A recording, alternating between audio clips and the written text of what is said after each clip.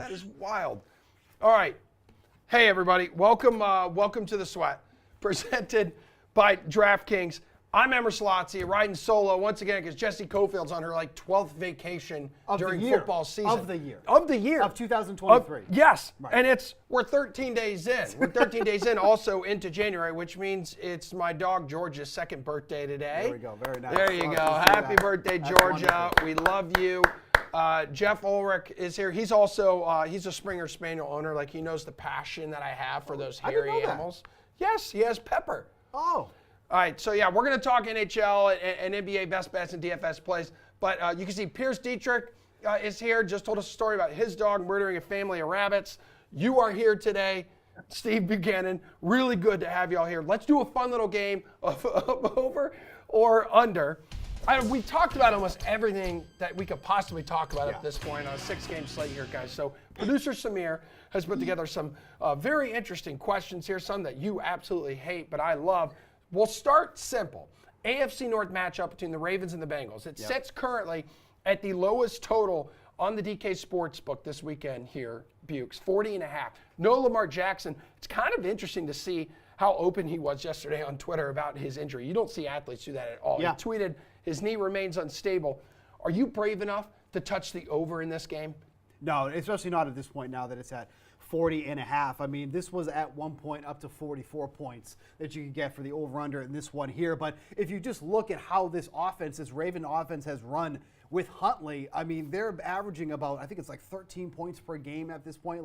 They have not been a strong offense at any point, and that's not going to change here in the playoffs against Joe Burrow and this Bengals team. There's so many different ways that the Bengals can beat the Ravens, but you really can't say that about how the Ravens could beat the Bengals in this point here. So this has dropped so low now at 40.5. Maybe that does entice you to take the over at this point, but I just don't see where the points are going to be coming from the Ravens in this game. They really struggled with the run last week when they faced them in the last game of the regular season. If they can't get that going, then you have Tyler Huntley, who is a mediocre passer, I think, at best at this point. I think the Ravens are really going to struggle in this one, so that would lead me to take the under in this game, even at 40.5.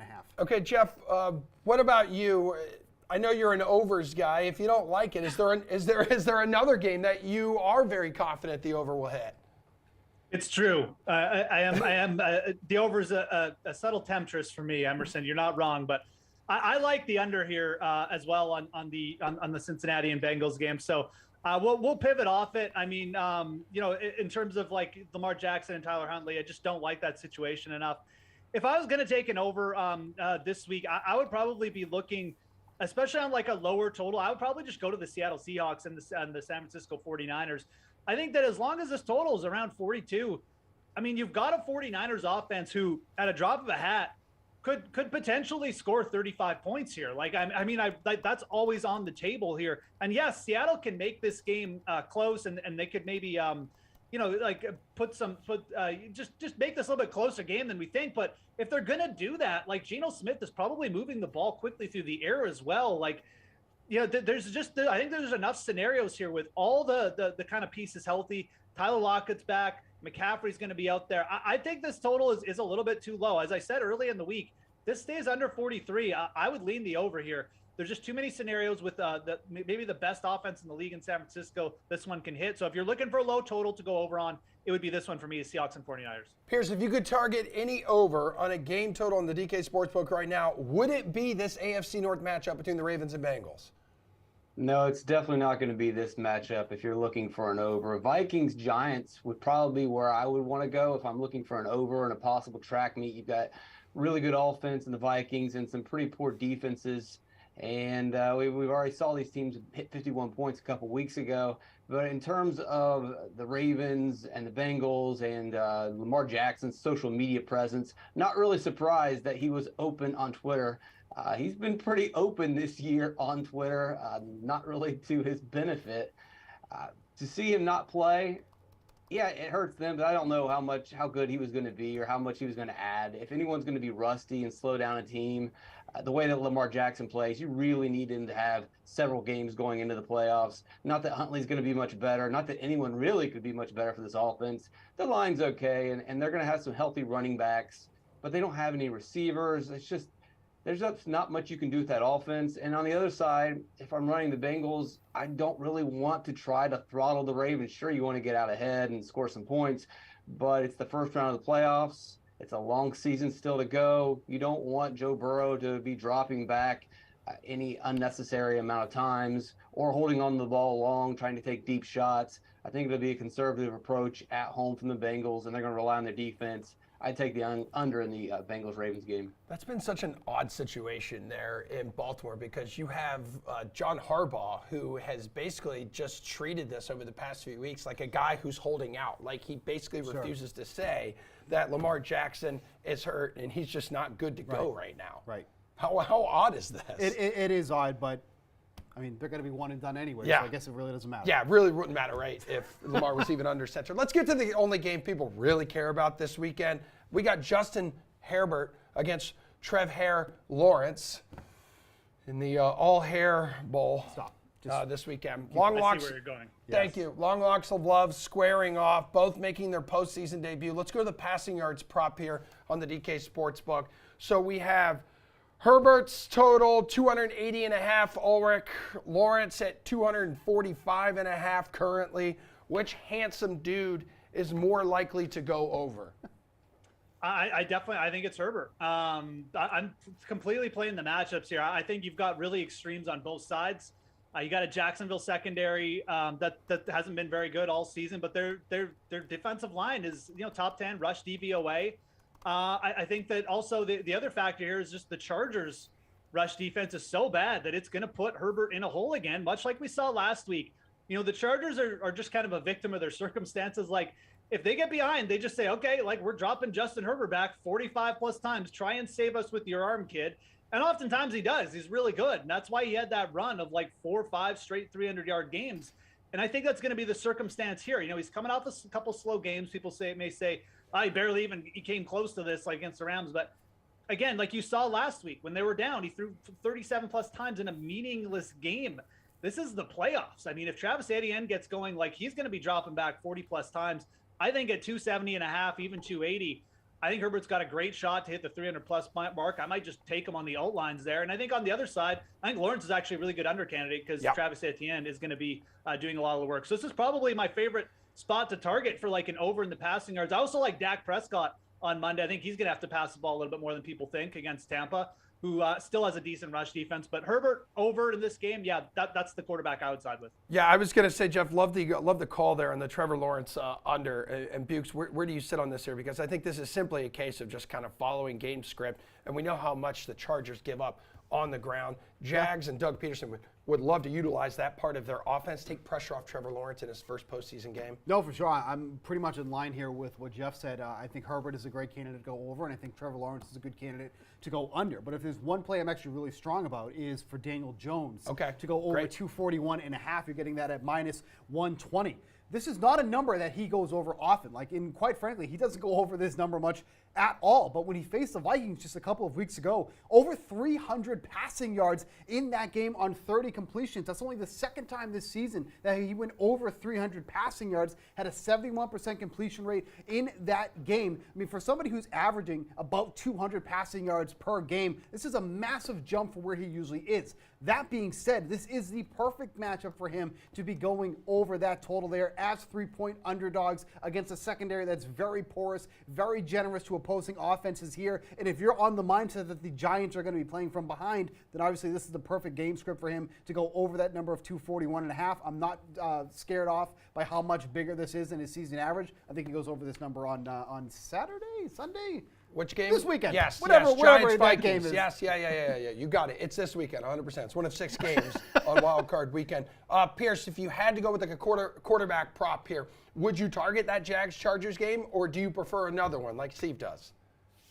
There's definitely a spot that I'd rather go to, but if I was looking at the Jags game, I would take the under in both, and here's my logic. It's that both these defenses are playing well, and the winner of this game is going to be the team that makes the least amount of mistakes. So you probably don't want to pass as much. You want to rely on your ground game, rely on your defense. And I think both the teams are going to go in with a pretty conservative approach, and they're not going to fling the ball around. But I'm not incredibly confident. I'm much more confident if you look at the Bucs game and taking the under on Tom Brady under 273 yards passing, under 1.5 touchdowns against a very strong Dallas defense. Yeah, Brady threw for the third most passing yards this season, but he also attempted the most passes in the NFL. Lowest yards per completion of his career. His quarterback rating is one of the worst of his career.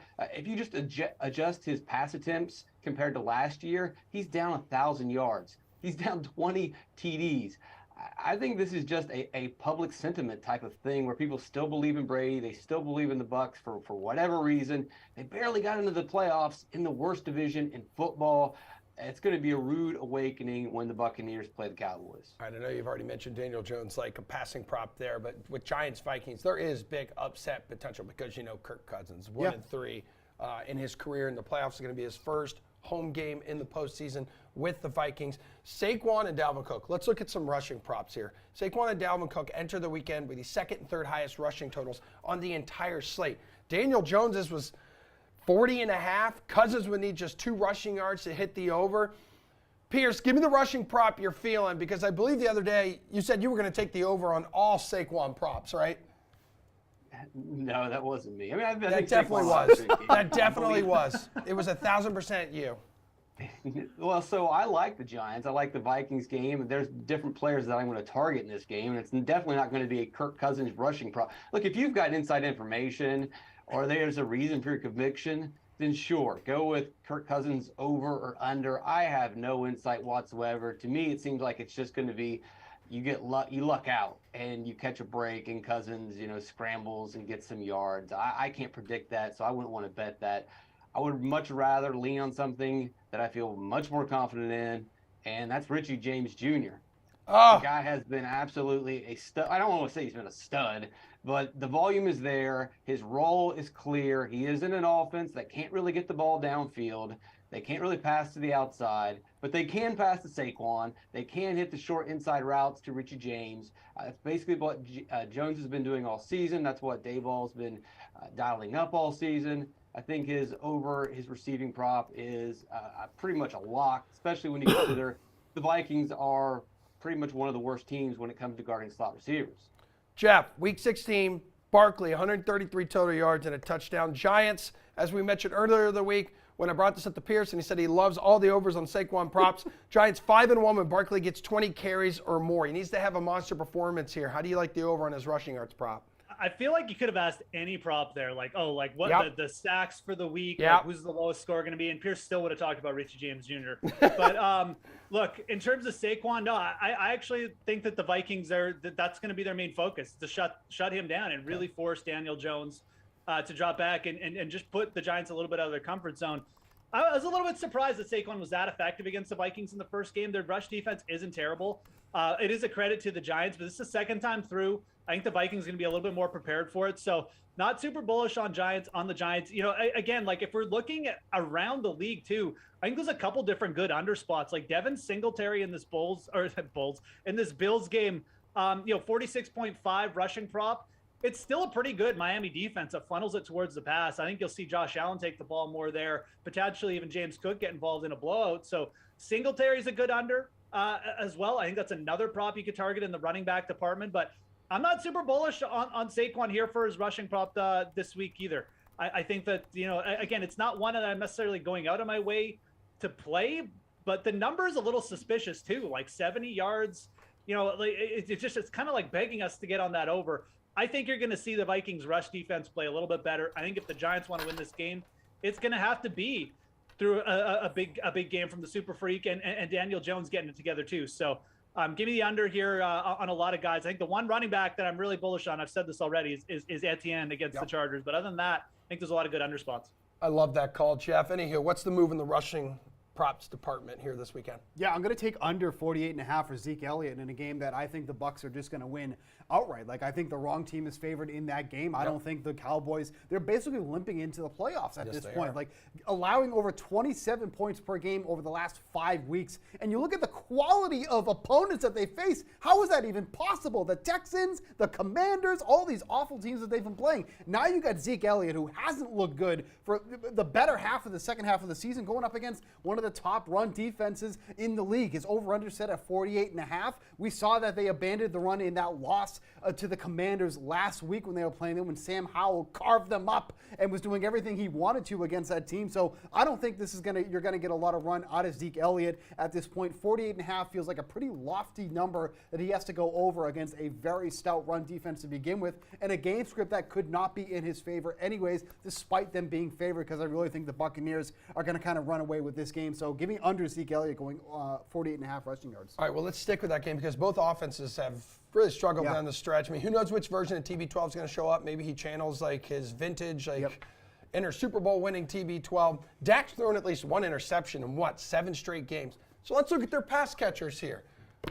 Bukes, hook us up with a receiving prop do you like in this game, or you could go entire slate here. It's up to you. Yeah, I like Godwin to go over 67.5 receiving yards in this game. I mean, we all know that Brady had that rapport with Mike Evans last week that really got on the same page. But Godwin has been the most consistent receiver in this offense. He's averaging just under 10 targets per game, 68 receiving yards per game. So he's right at that season average for him to go over this number here. The majority of his snaps are coming out of the slot. That means he's going to line up against Deron Bland in the slot. He's allowed over a 74% reception rate on the year, over 9 yards per reception. So if Brady continues to go to his number one guy in this offense, I think Godwin's easily able to go over this number of 67.5. The targets, the volume is just there. And obviously, when you're looking to take the over on some of these props, you want to get as much volume as possible. If you believe that the game is going to play out like the spread is set there, then there should be a lot of passing in this game from the Bucs, who passed more than any other team in the league. So give me Godwin to go over 67.5 receiving yards. Pierce, you've already mentioned how much you love Richie James, but do you love anything in this game?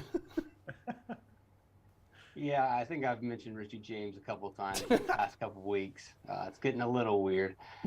Yeah, I'd take Mike Evans over passing or a receiving prop. I'm not really crazy about it, but I could see this working. And as you guys have mentioned, the Cowboys have struggled over the last couple of weeks. They have been exposed a little bit. If you run some motion, you get receivers in the slot, you create some mismatches. Cowboys love to play man-to-man, and you can beat them that way. And Godwin's probably going to be in a pretty good spot, but surprisingly enough, Evans goes down in the slot just enough that he can get that one-on-one coverage, and that's really been the story for Tampa this season. When they're winning games, Evans is beating man-to-man coverage, and Brady is hanging on the ball just long enough and completing those passes. But for the most part this season, Brady just hasn't held on to the ball long enough. He doesn't want to take hits. That makes it hard to complete those down-the-field passes, and you've seen them be just a little bit off on certain weeks. Well, this is going to be a big opportunity. This is the week for Brady. Probably want to hold on to the ball a little bit longer and risk taking a hit, because if you don't, you're probably going to get eliminated. Now, it's going to be tough because there's a tough pass rush in Dallas, but it's only going to take a couple big plays from Evans, and we know he's going to get those shots to go over his passing total. What's your receiving prop here, Jeff? I'm going to go to the other side and talk about the Dallas Cowboys. Tampa Bay Bucks only allowed 6 rushing touchdowns this year, but they were 22nd in red zone efficiency and in opponent red zone efficiency. So teams were scoring against them. They're just doing it through the air a lot. And Dalton Schultz, 9 touchdowns allowed to the tight end position. We're going to go Dalton Schultz anytime touchdown score plus 225. I think you can even play Dalton Schultz 2 or more touchdowns at plus 1,600. He had 7 catches on 9 targets against the Tampa Bay Bucks in their first meeting. This is just a player in the red zone as well. He's second on the team in red zone targets despite missing some games. So what you're going to see from the Cowboys, when you get down there, the Bucs should force, the Dak Prescott to have to beat them. And I think Dak will be looking Schultz's way here. So really weak coverage system there by Tampa, especially when you get in the red zone. I think Dak will take advantage. He's thrown multiple touchdowns in 8 of his last 10 games here. So Schultz in a really good spot to find the end zone. I think he's going to do that this week, and he may even do it twice. All right, gentlemen, thank you so much. Excellent work. Enjoy the games this weekend. Jeff, let's talk some sticky puck with you coming up. But right now, you and I have to quickly change into our KFC gear. We got to bring some chicken in on the desk, and we got to break down Ravens-Bengals from a DFS perspective, okay? We're going to do this so fast. Really quickly. Okay, roll it. Hey, what's going on, everyone? Emerson Lotzi here, along with DraftKings contributor Steve Buchanan, way over there. Welcome to this week's Sunday Night Playoff Showdown presented by KFC. We have division rivals clashing for the second time in as many weeks. The Ravens flying west to Cincinnati. This one, a little bit more on the line this week. Means a little more compared. It's an important game. Yeah, compared to Week 18.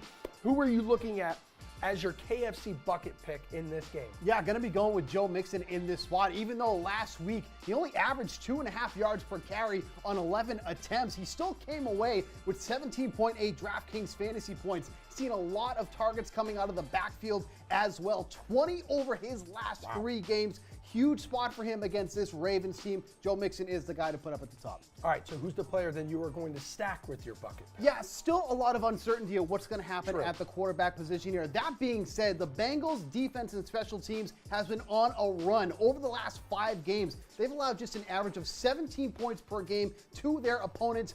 13 total sacks in that span as well. Depending on who we get at quarterback here, could be an opportunity to build on that number here, but I think the Bengals are going to do a really good job at really kind of silencing this Ravens offense. So give me the Bengals DST as one to pair it with. Stepping up at the most important time of Absolutely. the year. Appreciate you, Steve, but not as much as we appreciate all of you for watching this week's Sunday Night Playoff Showdown presented by Kentucky Fried Chicken, KFC's Pot Pie.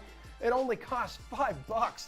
It's the ultimate comfort meal. It's filled with a delicious mix of tender chicken, savory sauce, and perfectly cooked veggies. It's the perfect post-holiday pick-me-up, and it's finger-looking good. Back here on The Sweat, we're turning our attention to the NHL, where we got a 3-game slate tonight. We got 2 dudes here, Jeff Ulrich and Paul Bruno, to help break it down. DFS, Sportsbook, whatever you want, we're going to deliver it to you right now because that's what we do here on The Sweat, presented by DraftKings. Favorite DFS play from Jets Penguins, Jeff? Yeah, I'm going to go with the Jets here. They got their, they've got a lot of bodies back healthy, and their offense has been a lot more stout over the last little bit. Nikolai Ehlers at 6,800. This dude is just a pure shooter. I mean, he can pop up on any slate with like 2-3 goals. He's got just a boatload of points here, 7 points over his last 3 games. Pittsburgh's been a little bit down in the dumps lately, too. They haven't been that good. Their goaltending can be up and down. So I like targeting the Jets offense. I know they played last night as well, so it's a little bit of a tough spot, but I think you may see just a shootout as a result. You know, if the Jets a little bit lax defensively, it's just going to lead to a bit more back and forth action. I like Nikolai Ehlers there at 68. Paul, what you got? You know what? The goaltending matchup on this one leaves a lot to be desired, so the over is very attractive. But I'm going to go playing the role of A.J. Schultz today. I'll do that. So I'll say the Pittsburgh Penguins are the play today, and I'm going to take them in DFS play. I'm looking at Crosby on a hot streak, 5 points in the last 3 games. You can do a line stack here with Gensel at 7,000 and Rust at 5,000, bringing down your average cost. All 3 of them have been on the scoreboard in the last few games on a steady basis, and it's the second of back-to-backs that makes me lean in their direction. All right, Paul, you kind of mentioned, you alluded to it there. Penguins and Jets have just been racking up goals as of late. So do you see that trend ending with these 2 on a collision course tonight? What's your favorite bet? I think you go over and take the additional goal for a better payout here. I'm saying 7.5, but I also like Pittsburgh on the puck line at plus 130 in this matchup. All right, Ulrich. Yeah, I pretty much in the same category here. Like, unless you want to look at the player props and take like an anytime goal score, I think that's the other way you could attack this game, because I'm expecting like some kind of 6-4 game here. I think that the alt line, if you go to 7.5 over, is completely fine. But looking down the lineup, I mean, you can get like Pierre-Luc Dubois at plus 190, you can get my guy Ehlers at plus 190. These are not terrible numbers at all. I think, especially for a game where, as Paul mentioned, we're going to get a couple weak goaltenders most likely, especially with the Jets on a back-to-back. All right, dude. Top fantasy option. Let's go Devils Ducks here, Ulrich. I mean, this is just such a mismatch. I mean, the Devils, one of the best teams, if not the best team in terms of like 5-on-5 creating chances, expected goal for percentage. Jack Hughes is going to be an extremely popular option. So if you look down the lineup a little bit, what about a guy like Dawson Mercer here at 4,000? A pretty effective player, can be a little bit up and down in terms of production, but going up against the Anaheim Ducks, he's coming off a 2-goal performance against Carolina and a big win that the Devils had. It would not shock me to see some continuation here from a player who, he gets put a little bit up and down the lineup at times, has been moved up and down, but 16 minutes played, over 16 minutes in each of his last 2 games.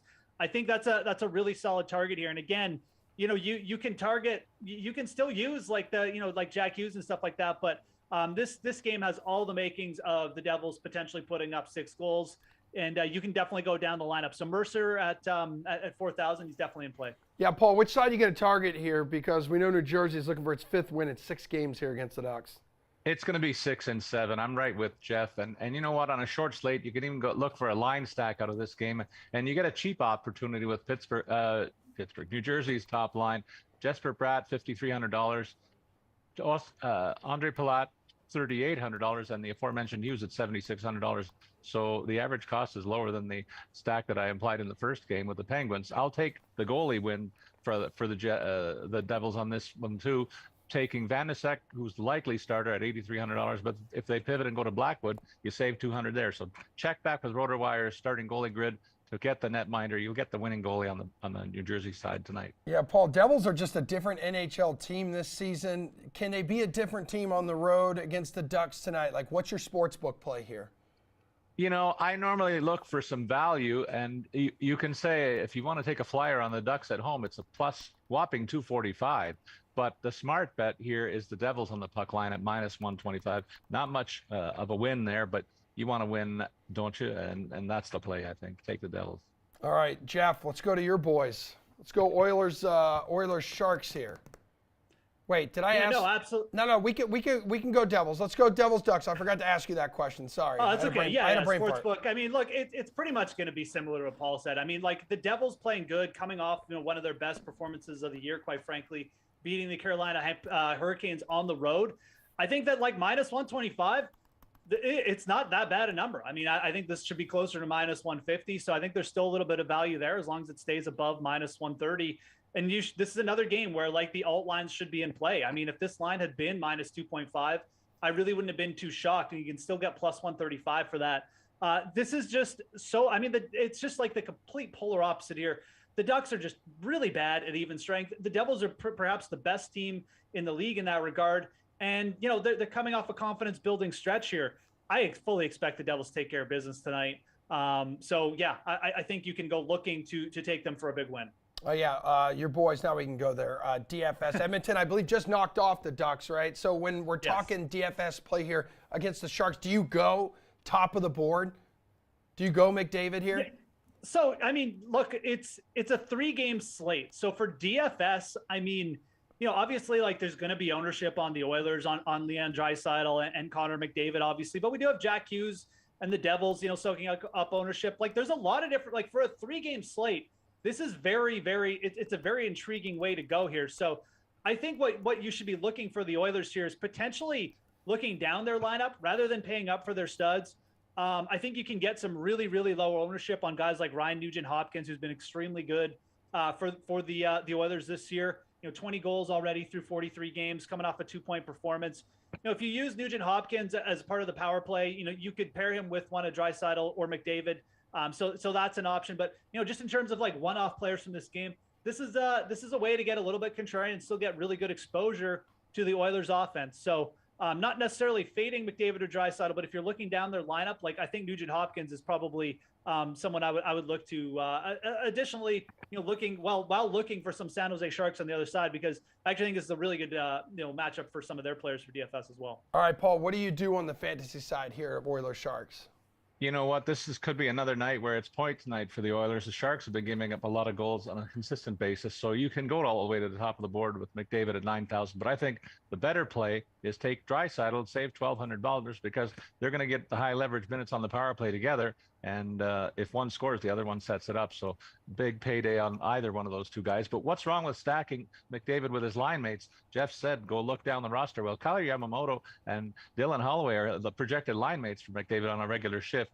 3,600 for Yamamoto. Holloway's 3,500. They both hit the score sheet in the last couple of games in that role. So maybe that's the play. But definitely all over the Oilers on this one. Paul, what's the best bet in Oilers Sharks? I mean, I think you guys have alluded to it already. I mean, the Oilers have been carried by their offense this season. They're scoring more than 3.5 goals per game, and they have put the biscuit in the basket 9 times, last 2 times out. Well, I expect them to roll, so I'm taking them on the puck line. It's a pretty healthy payout at plus 150 if they win by 2 goals. Even if it's an empty netter, I'm still hitting the pay dirt. So I think it's going to be a lopsided score. I don't see an empty netter in play. I think the Oilers run away with this one. Easy win on the puck line. Yeah, Jeff, I mentioned the offense has been great, but their defense has struggled. They allow almost 3.5 goals per game. Talking Edmonton here. Yeah, I mean, again, like all three of these games really kind of scream goals. 9 of the last 11 games that the San Jose Sharks have played have seen 7 or more goals, and the two games that didn't, there was 6. You can take the Oilers on the puck line, but I think the Oilers over 4.5 goals, a plus 170, is in play as well. I mean, this is just really, really bad goaltending you're getting from the Sharks. Their defense has started to disintegrate a little bit as well. And then again, like if you want to play the total for the game, I mean, we're talking about the Oilers here, so you know they're going to give up a couple bad goals because it's just what they do, especially being on the road. So couple different ways to play it. I think my preference would probably just be to take the Oilers on the goal total, either at over 3.5, take a lower payout, or over 4.5, a plus 170 if you just want that plus money. Really expect the Oilers to roll here. I think that they've kind of gotten through a rough patch there. They look like they've righted the ship here, especially in that last win. I expect the Oilers to come out with the exact same ferocity they did in the last game and just take care of an opponent that is just far inferior. So. All right, great. Nice work, you two. Enjoy the weekend. Enjoy all the games, no matter what sport it is you're going to be watching. We will wrap up the show with NBA building blocks coming up next. But earlier this week, we were joined by Leighton Vander Esch, so Dallas Cowboys linebacker. I got to catch up with him a little bit ahead of their Monday Night Football matchup against Tom Brady and the Bucs. All righty, folks, joining our potentially award-winning program right now, making some time for DraftKings. He's busy. He's preparing for this thing called the playoffs in the NFL. Cowboys linebacker Leighton Vander Esch, LVE. Thanks for hanging with us, dude. How are you? I'm doing great. Thanks for having me on the show today. Yeah, man, it's great to have you here. I know you guys are days out from this wild card matchup with Tom Brady and the Bucs. What is the mood like? What's the vibe like right now inside that Cowboys locker room? Yeah, the mood's extremely high and confident. Everybody's super excited. But I mean, today was the first day of our prep, so we got our good amount of the game plan in, and we're just taking it a day at a time. That's it right now. Yeah, is the mood a little tense in there as well? It's like Panda Watch, from Anchorman. The mood is tense. Yeah, I wouldn't say it's necessarily tense. I would say it's intense. Okay, there you go. Yeah, that's exactly how I would describe it. I mean, everybody's intense and locked in and ready to go. All right, so I know you've missed the final 3 games of the regular season, right, with a neck injury. But you're a beast, dude. You're set to return this week. How much are you jonesing to get back out there? Man, I've been pumped to get it back out there. It was actually a nerve in my shoulder, so it really had nothing to do with my neck. So okay. I was super fortunate in that aspect. But really, I just been resting, getting my strength back and working out and staying in shape, doing everything I can, being right there with the guys on the sideline these past 3 games. But I'm super pumped to be back out there with everybody, communicating at an elite level and getting everybody lined up and playing fast and going to get this victory. I mean, did it sting a little less knowing that Dallas had a playoff spot locked up following Week 15? I'm a competitor, so I want to be out there every chance I got, honestly, and to be on the sidelines for those last 3 games, it was extremely tough. It's always tough on me, especially being the competitor I am and knowing hey, I can contribute out there and help everybody and help this team.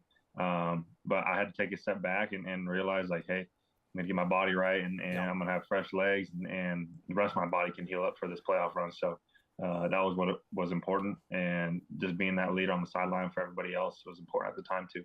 Yeah, and Leighton, especially considering the pace that you were on pace for your second career season with over 100 tackles. I mean, you were dialed in. What has been clicking for you so well this season? Really just, the coaches turned me loose and let me play and not as much of the rotational stuff the last few years that we had. I've known and been confident in my ability all along. I just got to get the chance to go play. I've been doubted my whole life, and if people wanted me to prove it, I'm here to prove it every single step of the way. So keep on down. Yeah, man, and you've been proving everybody wrong from the get-go. And we'll get into your backstory here a little bit in just a moment. But nearly double-digit tackles in that Week 1 meeting against the Bucs, right? And you held Tom Brady, your defense held Tom Brady to 212 yards. That's really hard to do. So is the fact of holding that offense to just 1 touchdown. So how do you guys bring that same kind of production to the table on Monday night? Yeah, I mean, I'm not going to get into a lot of the specifics. No, you because, don't I mean, have to. what's in house stays in house. But I mean, we got some good stuff going, and really, it's worrying about us. If we focus on ourselves and knowing that, hey, if we don't beat ourselves, there's not a lot of teams that can roll with us. So we gotta limit our mistakes. It's crunch time. We got to take things one play at a time throughout this game, and just keep chipping away. Yeah, and that was just 19 points for the Bucks that night. Like, you guys as a defense, limiting teams to around 20 points a game this season. That's top 5 in the NFL. That's damn good. That's nearly 10 points less per game compared to this unit 2 years ago. So really, what's been the biggest reason for this Dallas defense glow up the past couple seasons? I mean, I got to give credit to the coaches and just how healthy our locker room is, the culture that we got brewing, and then the brotherhood that we have on this defense. We preach it every day and having each other's backs, and that's just communicating at an elite level and running and hitting. And so being relentless finishers. I mean, when you hit pause at the end of that play, how many guys are going to be in the screen? So we take pride in running the ball and communicating at an elite level and just our play style. So I mean, that's a big part of it for us. And really, this is our second year been able to gel with each other and get things rolling. So, like I said, we're doing good things, but I mean, we still got so much more left in our tank, and that's exactly what we're gunning for. But Leighton, a big part of that culture, big part of that brotherhood is the addition of Micah Parsons. I mean, that certainly helps, right? What's he have, 26 and a half sacks his first 2 years? What's it like suiting up with him out there? The dude's an animal. I mean, he is an absolute defensive terror, and I love having him on our team. I love having him on our side of the ball. I've said it before, but I'm glad he's on our team because dealing with that dude creates a whole another line of problems. So as long as it's creating problems for the other team, I mean, it's amazing having him on our side of the defense. Yeah. Ball. And I'm sure, like, with you having spent your entire career with Dallas, I'm sure, like, when he joined the team or any other young kid who joins this team, like, you're more than aware, like, the high standards that Cowboys fans and especially ownership have for this football team here. So how do those sky high expectations sit with you week in and week out? Yeah, I mean, if you want to pay attention to that stuff, you can. But really, for me, and I know a lot of guys, we just blank it out because we worry about ourselves first. And I mean, if we start worrying about other people's opinions about us or whatever they think, and they've never played a snap of football in their lives, it's like, dude, why are you even paying attention to this stuff? There's no reason for it. So, I mean, they can say whatever they want to say, but I mean, it is what it is. Yeah, I think the key to that, Leighton, is just staying the hell off Twitter. Which going on your timeline, it appears that you are a wise enough man to realize that. Shut out the noise, dude. Social media can be probably your worst friend all the time. Yeah. Whether there's good things being said about you or bad things being said about you, it can be very toxic, regardless of whether it's good or bad. So just keeping it all out, keeping it all blanked out, that's the main thing. Okay, so then you will log back on. You'll send out your first tweet in a couple of years here when the Cowboys win the Super Bowl? Probably not. What would it mean? What would it mean to you, Leighton, to be part of a Super Bowl run with the Cowboys? Man, such a historic franchise here. I mean, it's been my dream ever since I was a little kid too, and to be able to play for an organization like this and to bring another Super Bowl trophy back here would mean the world. I mean, I'm probably not going to post about it on Twitter, but I'm going to be living it up and absolutely having a blast with my teammates. But we'll get there when we get there, honestly. And like I said, we're focused on ultimately that's the end goal that's in mind. So you have that in the forefront of your mind, but really you got to be where your feet are now, and that's today, Wednesday, prep day for us going into this Bucks week in Tampa. So we're focused solely on them, and that's the way it should be. And we gotta play our cards right now. All right. Speaking of some football going down in the great state of Texas, there, how much of the national championship game did you catch between TCU and Georgia? I watched pretty much the whole game. Yeah. So you've played 5 seasons in the NFL. Stetson Bennett is 1 year younger than you and still in college. Isn't he lucky? Wouldn't you love to be in college still? I'd love to stay in college my entire life if I could. I'm on the other end of that. I mean,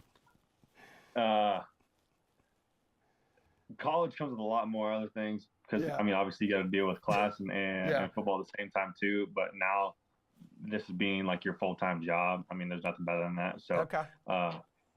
I mean, I'm enjoying where I'm at right now.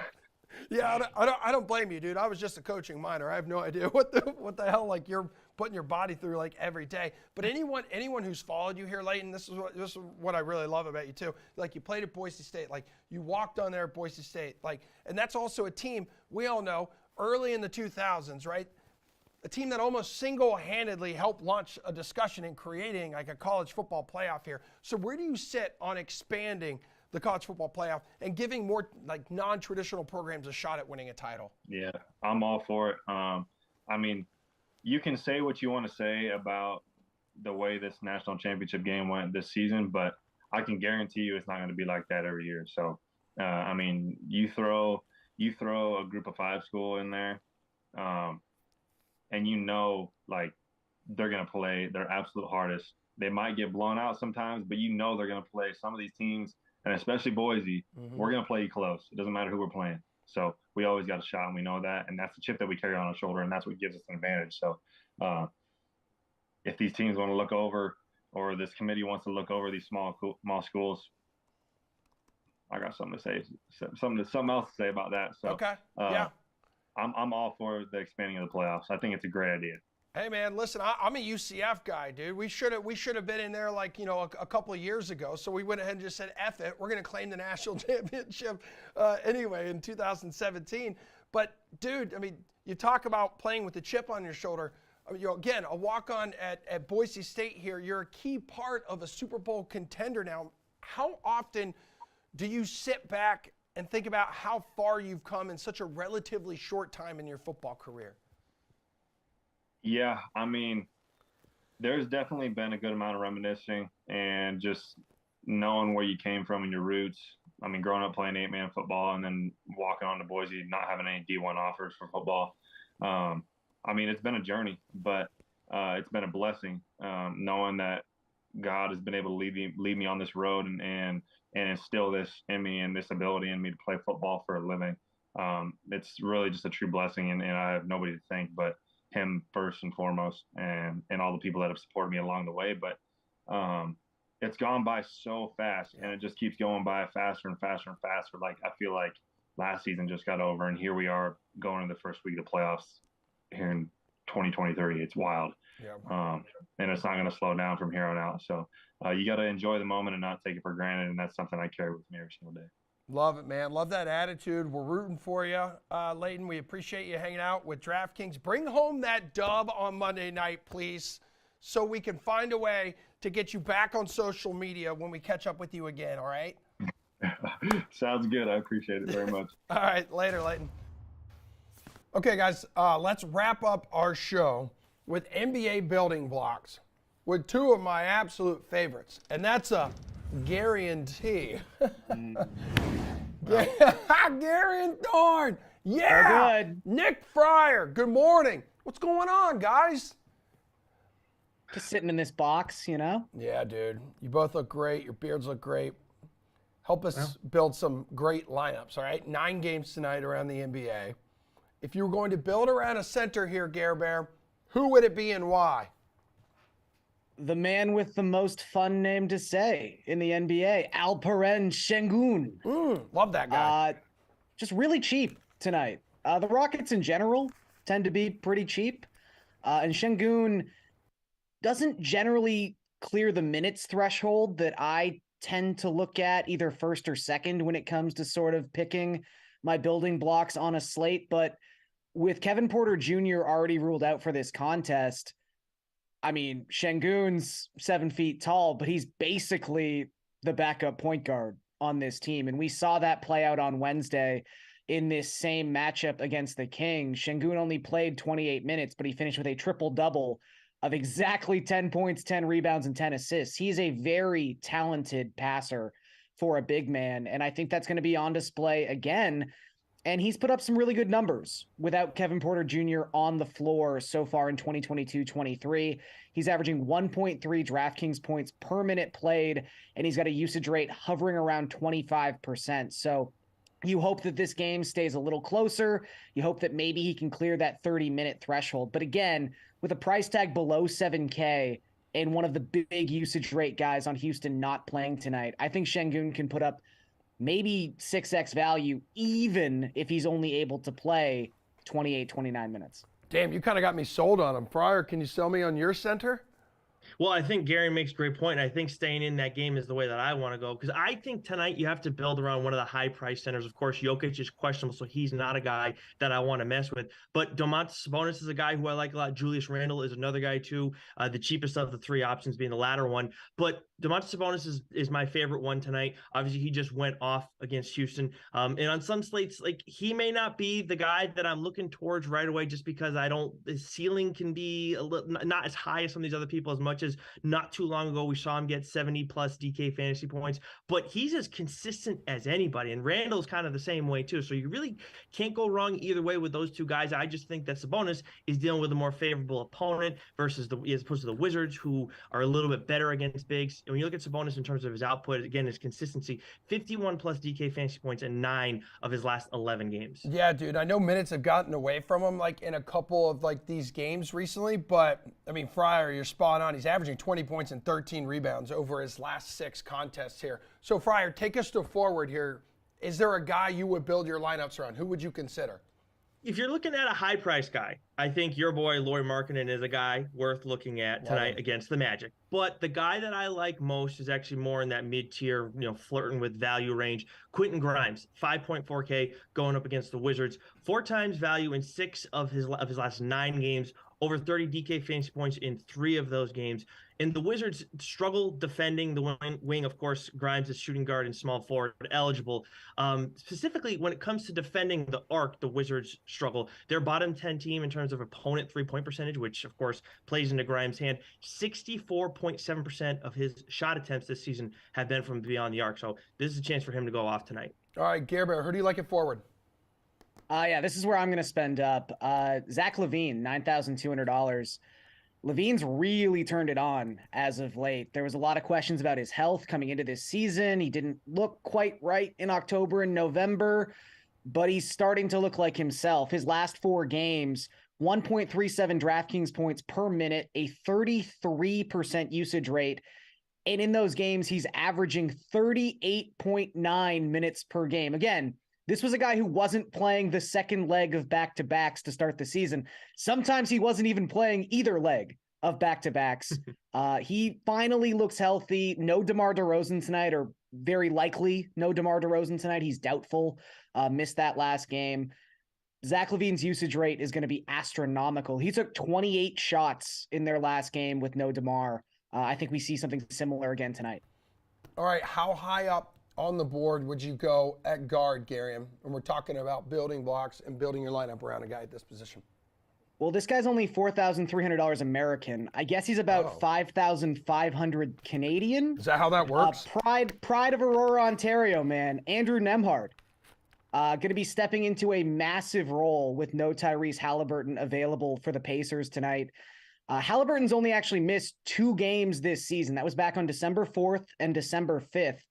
In those 2 contests, Nembhard led the Pacers in minutes played. He was second on the team in field goal attempts with 33. And he averaged 1.27 DraftKings points per minute. That's legit. That's again, like all-star level production when it comes to fantasy. And this is someone who was already across the Pacers' last 4 games, averaging about 36 minutes a night. So he's already got the minutes volume locked in. This is just about usage and his ability to handle the ball with no Tyrese Halliburton available. I mean, he could maybe flirt with like 40 minutes tonight in this matchup. I also think TJ McConnell is a perfectly fine play. He's $200 cheaper, but I think Nembhard is the one of those 2 guys who, when you look at that box score later on tonight and go, wow, he played 41 minutes, Nembhard's going to be more that guy. Give me someone like that, Fryer. I can't give you someone that cheap, but I can give you somebody who's going to provide you plenty of value at a high price. Jordan Poole, 8.2K. And look, I know when you think Jordan Poole, well, is Steph Curry back? Yeah, he was back last game, but still, he put up 45.25 DK fantasy points while Steph played 31 minutes. And hopefully, we're going to see some people scared away because Steph is back. But also, we have Steph playing against a bad opponent tonight. Sure, that's an opportunity for him to kind of get back in his rhythm and everything, but at the same time, it's also an opportunity for them to limit his minutes and kind of ease him back in, as opposed to last time when they faced the Suns. And then for Poole, that works into his hand perfectly. And he also cooked the Spurs earlier in the season for 52 DK fantasy points. Picking on a lesser opponent definitely seems like a Poole thing to do. So I love him tonight, 8.2K, when I think he's not going to be a very popular play. Fryer, how cool is that game going to be, too, right? That's the Alamo Dome game where we're expected to see an NBA attendance record set. That would be great. That would be very cool. I'm sad that we're not going to be there. Yep. You and me both, pal. Steph bought a box, apparently. What? Like, Steph bought a box to help them meet their their requirement. Like, Okay. kind of cool move by Steph. How That's come we cool. didn't get the invite to the box? Let your friends with Emerson. I'll text them after the show. Value play, Gare Bear. Who's your top value play? Would you even consider building a lineup tonight on a big slate like this around a value play? I mean, Nemhard's probably like my number one, Yeah. and he's technically a value play. But I would say I also really like Josh Okogie. He's $4,100 in a revenge game against the Timberwolves, the team that drafted him. Really, this just comes down to, as it has across the last week and a half, the Suns don't have any guards left. No Chris Paul, no Devin Booker. We know, obviously, that Jay Crowder is not available for this team. No Cam Johnson, no Landry Shamet. The list goes on and on and on. And yes, they might get DeAndre Ayton back tonight. I think that obviously affects Dario Saric and his viability a lot more than Josh Okogie, who led the Suns in minutes on Wednesday. And granted, you can look at that game against the Nuggets and go, what can we actually derive from a game that was over 12 minutes into the game? Understandable, but we could see a very similar script tonight with the Suns, again, just down to like their D-plus level lineup. Okogie played 34 minutes. He had 9 rebounds, 5 assists, 14 points, finished with about 35 DraftKings points in that game. He's just so cheap, and he's going to play over 30 minutes. You have to take a look at that guy or that type of guy every single time. Fryer, your value plays typically intrigue me. So can you intrigue me once again? Yeah, well, I've obviously talked about some high-priced people so far, and looking at you're gonna have to have a few guys at the minimum price in order to roster some of those guys. And I have 2 guys in the Denver Clippers game that I think would be worthwhile, especially if Nikola Jokic doesn't play. Even if he does, though, I still like Zeke Nanjani and Vlatko Cancar, specifically Vlatko in this one, because he's put up bigger numbers, usually gets more minutes in general anyways, even if Jokic does play. If Jokic does play, I like Nanji a little bit less, but he's still rosterable in this one. When you look at what those guys have done against the Clippers too so far this season, Nanji got 27.5 DK fantasy points last time out. Vlatko got 36.5, and he was in the mid-20s last time against the Clippers too, the time before that rather. So I think this is a good spot for them. In general, the Clippers struggle against the bigs, so this is a perfect spot for either of those 2 guys to go and provide you some serious value like they have previously against LA. All right, before you 2 take off, let's go to the DK Sportsbook. Favorite game total on tonight's slate? What do you want to do, over or under it? Fryer. I'm going to go with an over here, 234 points in the Pelicans-Pistons game. These are 2 teams that are top 5 in terms of seeing the over hit. As for the Pistons, the over is 14-5-1 in games played at Detroit. That's the highest over rate at a home court this season. The over is 15-5-1 in Pelicans road games. That's the second highest rate in the NBA. And then when you look at the handle too, and the market's moving everything, 60% of the bets. So the public is on it, but the sharps are still there too. 69% of the handle. And in terms of how much the total has moved, it opened at 232. So a little bit upward, but still at a number that I like. Gare Bear, what you got? You know, Nick said all the sharps were on this game. I guess we're a couple of sharps. I also like the over in this one. I won't bore you with stats. Nick did a great job there. I will just say, Detroit in January, 2nd in pace, dead last in defensive rating. That is a recipe to hit some overs, and they have in that span of time. All right, dudes. That's it. That's a show. I love both of you. I love everyone for watching this show. We will be back here in studio on Sunday morning. We'll talk Sunday slate. We'll recap what went down, like the Jags victory on Saturday night. Should be a good one. Everybody, all aboard America's team. Let's go. Enjoy the weekend and all the games.